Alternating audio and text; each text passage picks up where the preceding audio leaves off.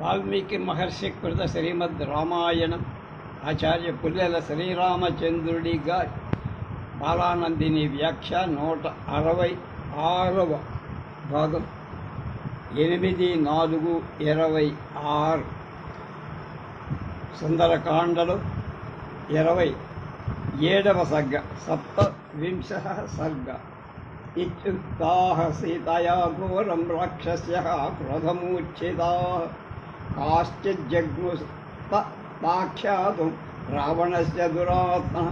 సీత మాటలు విని రాక్షస స్త్రీలు చాలా కోపం పొంది వాళ్ళలో కొందరు సీత మాటలు గురించి దురాత్ముడైన రావణుడికి చెప్పటానికి వెళ్ళారు. తతః సీతాముపాగమ్య రాక్షస్యో వరదర్శన పునః పరుషమేకార్ధమనర్ధార్ధమధాబ్రువన్.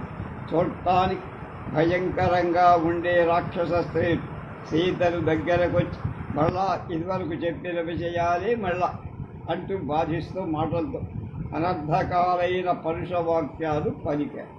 అద్యేదానీం తవాచార్యే సీతే పాప వినిశ్చయే రాక్షస్యో భక్షయిష్యంతి మాంసమేతద్యథా సుఖం. అనార్యురాలు విను పాప నిశ్చయం కలిగినదా అయిన సీత, రాక్షస స్త్రీలు ఇప్పుడే నీ మాంసాన్ని సుఖంగా పిండేసి తినేసి తాగేస్తారు రక్తం. సీతాంతాభిరనార్యాభి కృష్ణా సంతజ్జితాం తదా రాక్షసి త్రిజటా వృద్ధ శయానావక్యమబ్బడి. అప్పుడు చెడ్డవాడైన రాక్షస స్త్రీ సీతను ఆ విధంగా భయపెడుతుండగా చూసి అంతవరకు నిద్రపోయి త్రిజట అనే ఒక వృద్ధ రాక్షసి ఇలా అన్నది: ఆత్మానం ఖాదతానార్యాన సీతాం భక్షయిష్యథ జనకస్య సుతాం విస్తాం సుషాం దశరథస్య చ. దుష్టురాల, మీరు భక్షించవలసింది జనకుడి పుత్రిక దశరథ మహారాజు కోడలు అయిన సీతనుగా మిమ్మల్ని మీరే తినాలి కనుక మిమ్మల్ని మీరే భక్షించుకోండి. ఆవిడ్ని స్వప్నో హృద్యమయా దృష్టో దారుణో రోమహర్షణ రాక్షసానామభావాయ భర్తురస్యాభవాయ చ. ఇప్పుడే నాకొక భయంకరం రోమాంచం పుట్టించేది అయిన స్వప్నం వచ్చి అది రాక్షసుల వినాశాన్ని, ఆమె భర్త అభ్యుదయాన్ని సూచించేటుగా. ఏవ ముక్తా సృజతయా రాక్షస్యా క్రోధమూర్జిత సర్వా ఏవాబ్రువన్భీత త్రిజటాం తామిదం వచః. క్రోధంతో నిండి ఉన్న రాక్షస స్త్రీలంతా త్రిజట మాటలు విని భయపడుతూ ఆమెతో ఇలా అన్న: కథయస్త్వయా దృష్ట స్వప్నోయం కీదృశో వినిసి తాసాం శ్రుత్వాతు వచనం రాక్షసీనాం సుఖాముఖాశ్రుతం. ఉవాచ వచనం కాలే త్రిజటా స్వప్న సంశ్రితం. నువ్వు రాత్రి ఎలాంటి స్వప్నాన్ని చూశావో చెప్పు. త్రిజట రాక్షస స్త్రీల మాటలు విని తన ఆ సమయంలో అంటే ఉషకాలంలో వచ్చిన స్వప్నాన్ని గురించి చెబుతోంది వివరంగా. గజదంతమయీం దివ్యాం సిరికామంతరిక్షకాం యుక్తాం హంససహస్రేణ స్వయమాస్థాయ రాఘవ శుక్రమాల్యాంబరధరు లక్ష్మణేన సహాగతః. లక్ష్మణ సహితుడైన రాముని తెల్లని మాలలు వస్త్రాలు ధరించి 1000 హంసలు మోయగా ఆకాశంలో సంచరిస్తున్న ఏను దంతాలతో నిర్మించిన పల్లకి ఎక్కి వచ్చాడు. స్వప్నే చాజ్యమయా దృష్ట సీతా శుక్లాంబరావృత సాగరేణ పరిక్షిప్తం శ్వేతం పర్వతమాస్థితాం. సీత కూడా తెల్లని వస్త్రాలు ధరి చుట్టూ సముద్రంలో తెల్లని పర్వతం మీద ఉన్నట్లుగా నాకిప్పుడు కలలో వచ్చింది. రామేణ సంగతా సీతా భాస్కరేణ ప్రభాయత రాఘవస్య మయా దృష్ట చతుర్దంష్ట్రం మహాగజం ఆరూఢ శైల సంకాశం చచార సహ లక్ష్మణ. కాంతి సూర్యుడితో కలిసినట్లుగా సీత రాముడితో కలిసి, మళ్ళా రాముడు 4 దంతాలు ఉన్న పర్వతం వంటి మహా ఏనుగు గజాన్ని ఎక్కి లక్ష్మణుడితో కూడా సంచరించినట్టు నా కలలో కనపడి, తతస్థావు నరశార్దూలౌ దీప్యమానౌ స్వతేజస శుక్రమాల్యాంబరధర జానకీం పర్యుపస్థితౌ.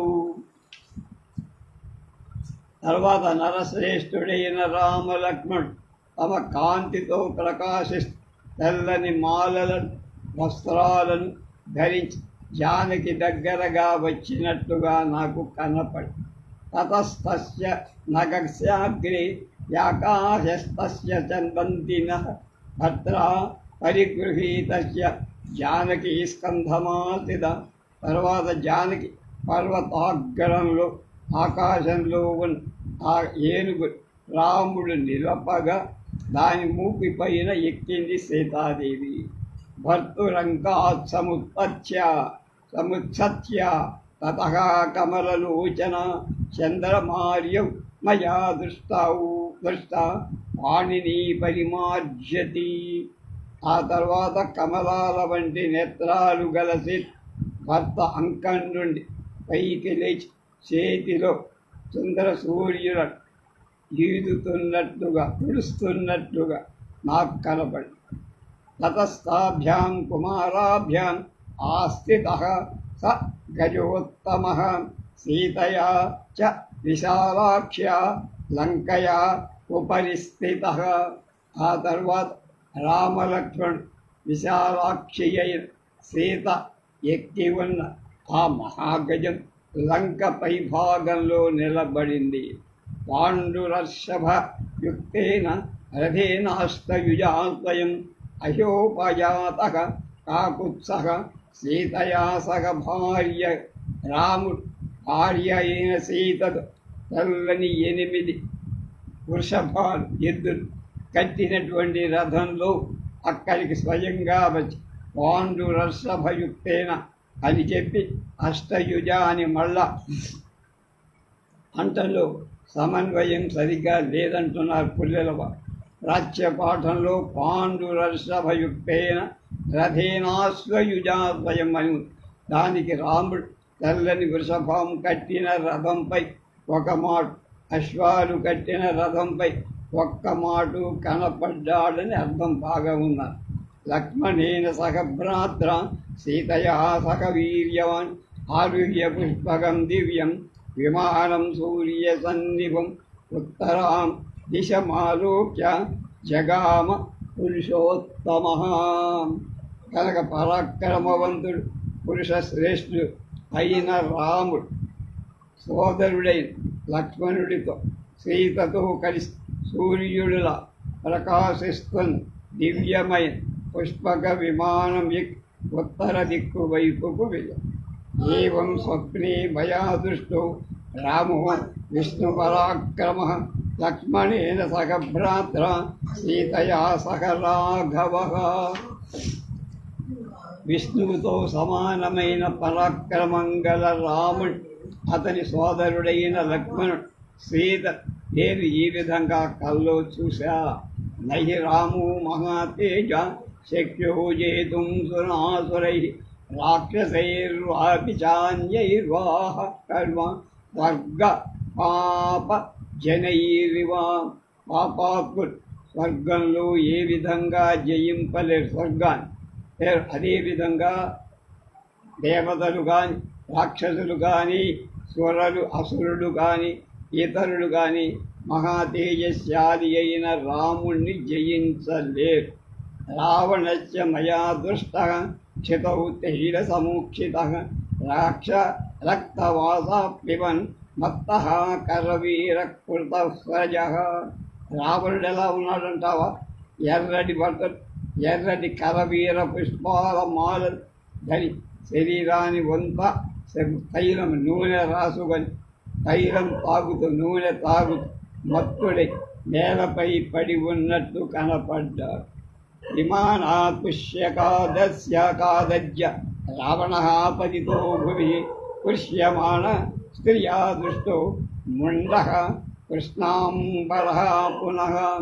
రథే అది ముండితమైనట్టు గొరగబడి అంటే బూడిగుండు చెయ్యబడ్డ శరతుతో నల్లని వస్త్రాలు ధరించిన రావణుడు పుష్పక విమానం నుండి నేలపై దొర్లిపోతున్నట్టు అతన్ని ఒక స్త్రీ ఈడ్చుకు వెళుతున్నట్టు నా కల్లో కనపడి రథేన కరయుక్తేన రక్తమాల్యానులేపన ఏవం స్థైలం అసంనృత్యం భ్రాంతచిత్తాకులేంద్రియా.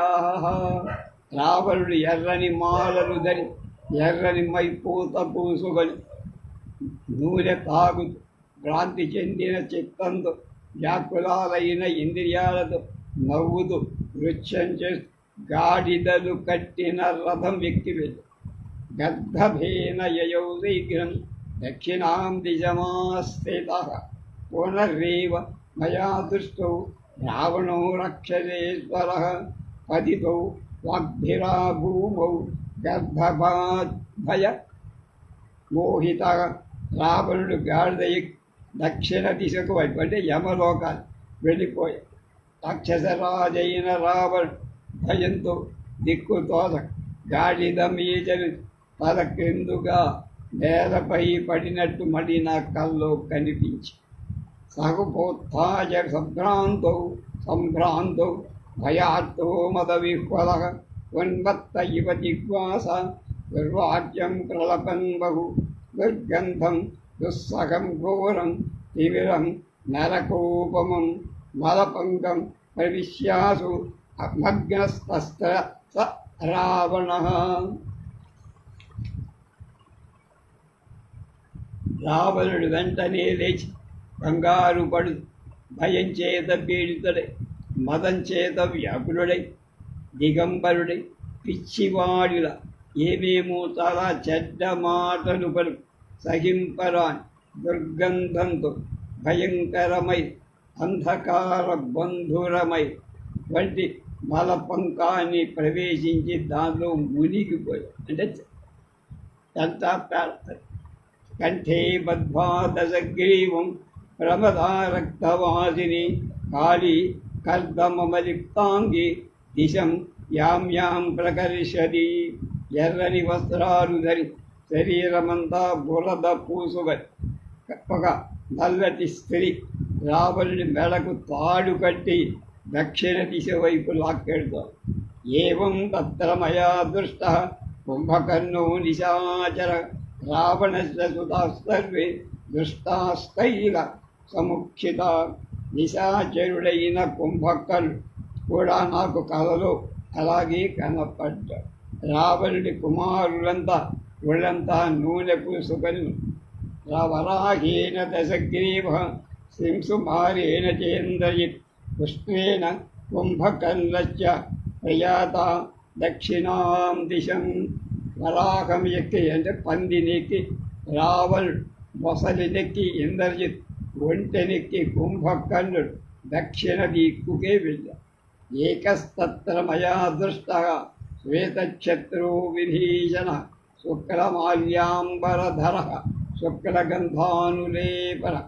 వాళ్ళు ఒక్క విభీషణుడు మాత్రం తెల్లని మాల తెల్లని వస్త్రాలు తెల్లని మంచి గంధం పూసుకొని తెల్లని స్వచ్ఛ ఛత్రాన్ని ధరించి నాకు కనపడి శబ్దదుందులి నిర్ఘోషై నృత్తగీతైరలంకృత ఆరుహ్య శైలసంకాశం మేఘస్తనిత నిస్వర చతుర్దంతం గజం దివ్యమాప్తే తత్ర విభీషణః చతుర్భిః సచివైః సార్ధం వైహాయ సముపస్థితః.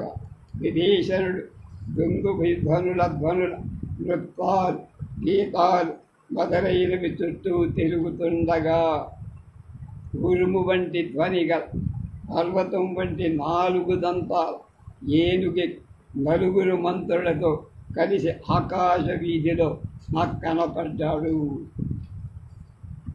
సమాజశ్చ మయా దృష్టో గీతమాదిత్ర నిస్వనః దేవతాం రక్తమాల్యానం రక్షసాం రక్తమాససాం.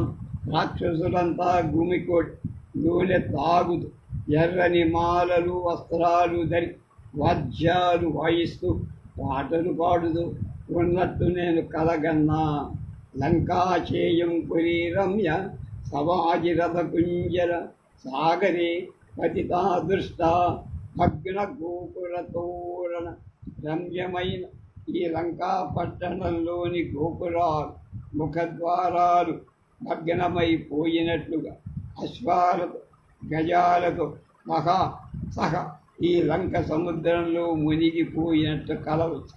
లంకా దృష్టామయా స్వప్నే రావణేనాభిరక్షిత దగ్ధా రామస్య దూతేన వానరేణ తరస్విన. రావణుడు రక్షిస్తున్న లంకా పట్టణ రాముడి దూత మహావేగవంతుడైన ఒక కోతి వచ్చి కాల్చేసినట్టు నాకు కల్లో కనపడు. శ్రీపీత్వా ధైర్యం ప్రభుత్వాచ ప్రహస్తంచో మహస్వన లంకయాం గంగాయం పద్మరూక్షాయం సర్వారక్షసయూషిత. లంక అంతా బూడిదతో నిండిపోయి చెవిలో దానిలోని రాక్షస స్త్రీలంతా నూనె తాగుతూ మహాధ్వనితో అట్టహాసాలు చేస్తూ వెర్రిగా గంతులు వేస్తూ కుంభకర్ణాచయ దయచ్చేతే కుంభకర్ణాదయచ్చేమి సర్వే రాక్షస పుంగవాహ రక్తం నివసనం గృహ్య ప్రవిష్టా గోమయకరణే. కుంభకర్ణాది రాక్షస శ్రేష్ఠులంతా ఎర్రని బట్టలు కట్టి పేడతో నిండిన గూతుల్లో మునుగుతున్నారు. అపగచ్చత సన్నస్యధ్వం సీతామప్నోతి రాఘవ ఘాతయేత్ పరమామర్షి యుష్మాన్ సార్ధం హి రాక్షసై. మీరు తొలగిపోండి, వెళ్ళిపోండి. రాముడి సీతను పొందటం పథ్యం.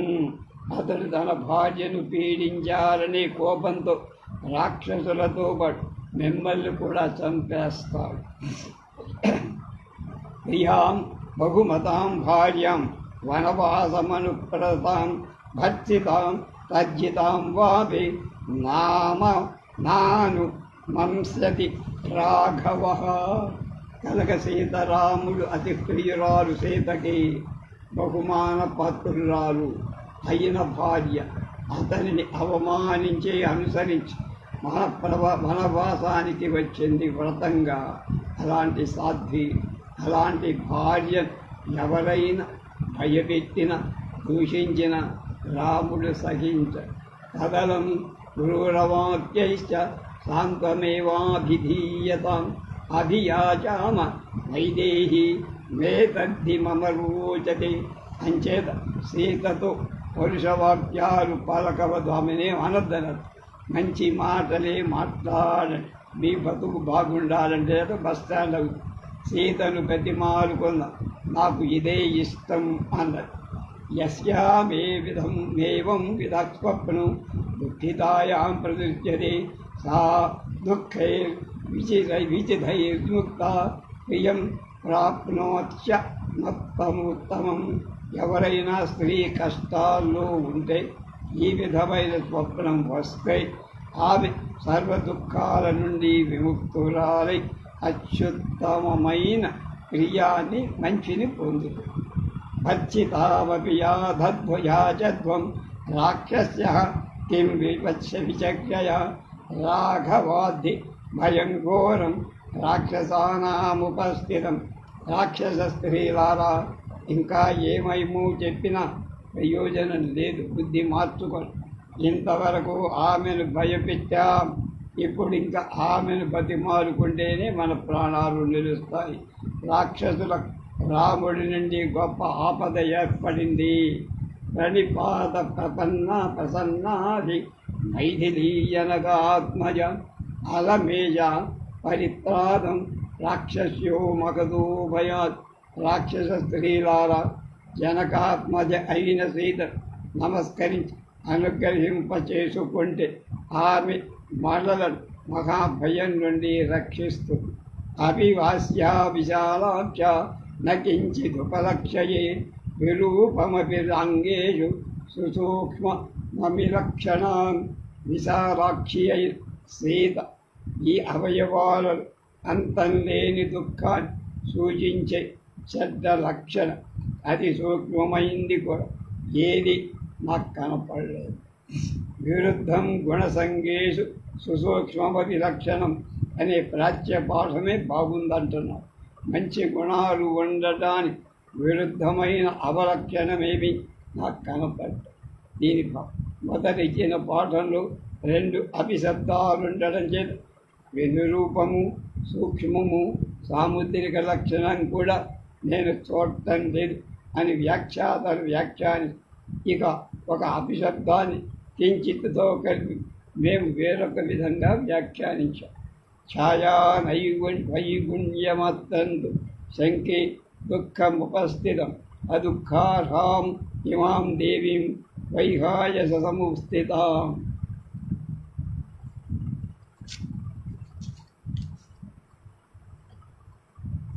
ఈమె శరీర కాంతిలో మాత్రం కొంత లోపం చూస్తారు.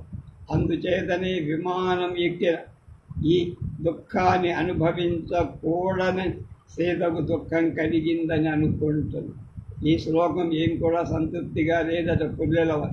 అవయవాలలో ఏ లోపాలు లేవు కానీ శరీర కాంతిలో కొంత లోపం ఉండటం చేత ఈమెకు దుఃఖం వచ్చిందని చెప్పడంలో సీత శరీర కొంత లోపం ఉందని చెప్పినట్టయి. సీత ఎలాంటి లోపాలు లేని అతిలోక సౌందర్యవతి అని అడుగడుగునా వాల్మీకి చెప్పిన దానికి ఇది విరుద్ధం. ఆ సమయంలో సీత శరీర కాంతి తగ్గి ఉంటే 10 మాసాలు రావణ గృహంలో అనుభవిస్తున్న కష్టాల వల్ల తగ్గి ఉండవచ్చు కనుక. అంటే కష్టాల వల్ల శరీర కాంతి తగ్గింది కానీ శరీర కాంతి లోపం వల్ల కష్టాలు రాలని కనుక. అదేవిధంగా వైహాయ సముపత్తితాం అనేదాన్ని ఏదో చెప్పాలి కదా అని చెప్పిన భావంగా ఉంది. అంచేత ఈ శ్లోకం బదులు అయ్యం వైగుణ్యమత్తేన శంకే దుఃఖముపాగత అదుఃఖార్హామిమాం దేవీం న క్లేశ ఈతు మర్హత అంటే బాగుంటుంది. అంటే సీత కేవలం 2 గుణాల ప్రభావం చేత ఈ దుఃఖాన్ని పొందిందని అనుకుంటూ దుఃఖాలకు తగని ఈ దేవి దుఃఖ పెట్టకండి అని తెలియదు. ఈమె శరీరంలో కానీ విడిగా కానీ కనిపించని రజస్తమో గుణాల ప్రభావం ఏదో ఈమెకు దుఃఖం కలిగిస్తుంది. ఆ గుణాలు రావణాదులలో ఉద్రిక్తాలై సీతను బాధించవచ్చు. అర్ధసిద్ధింతు వైదేహ్య పశ్యామ్యవమువర్తితాం రాక్షసేంద్ర వినాశంచ విజయం రాఘవశ్చ. సీత కార్యసిద్ధి త్వరలోనే కలిగేటట్టుగా అనిపిస్తుంది. రావణుడి వినాశం రాముడి విజయం కూడా త్వరలోనే జరుగుతుంది. నిమిత్తభూతమే తత్తు శ్రోతుమస్యామహత్ప్రియం దృశ్యతేజ కులచక్షు పద్మపత్రమివాయత్. ఈమె గొప్ప ప్రియవార్త విననున్నది అనే విషయం సూచకంగా పద్మపత్రాలలాగా ఆయతాల సీత నేత్ర సీత ఎడమ కన్ను అదురుతోంది. ఈశస్య హృషితో వాస్య దక్షిణాయాహ్య దక్షిణ అకస్మాదేవ వైదేహ్య బాహులేఖ ప్రకంపతి. సాధు స్వభావంగా సీత ఎడమ భుజం హఠాత్తుగా పొంగి కొంచెం అదురుతోంది.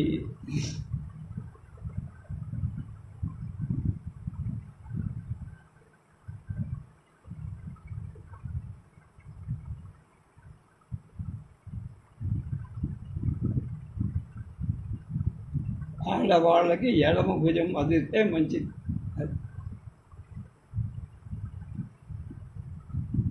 ఎడమ కన్ను కూడా కరేణు హస్త ప్రతిమహ సవ్యచ్చూరు ప్రణుత్తమ వేపమాన సూచయతి రాఘవం పురతస్థితం.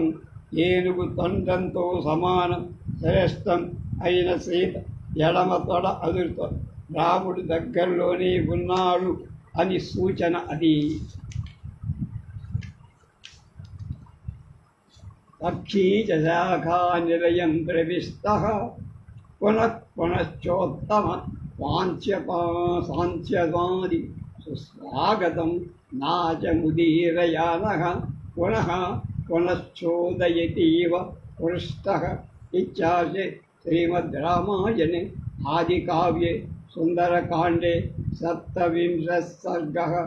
ఒక పక్షి కొమ్మపై ఉన్న గూటిలో కూర్చొని మాటి మాటికి ఊరడింపు మాటలు పలుకుతూ చాలా ఉత్సాహంతో కూడిందై స్వాగత వచనాలు పలుకుతూ రాముడొస్తున్నాడు సీతకు చెప్పుతున్నట్లుగా. కానీ శకున మనసు శకుని పక్షి ధ్వనులను బట్టి రాబోయే శుభ సూచకాలు తెలుసుకోవచ్చు. పూర్వం ఇది చాలా ప్రచారం. ఇది 27వ సర్గ పూర్తయిపోయింది. రేపు 28వ సర్గ.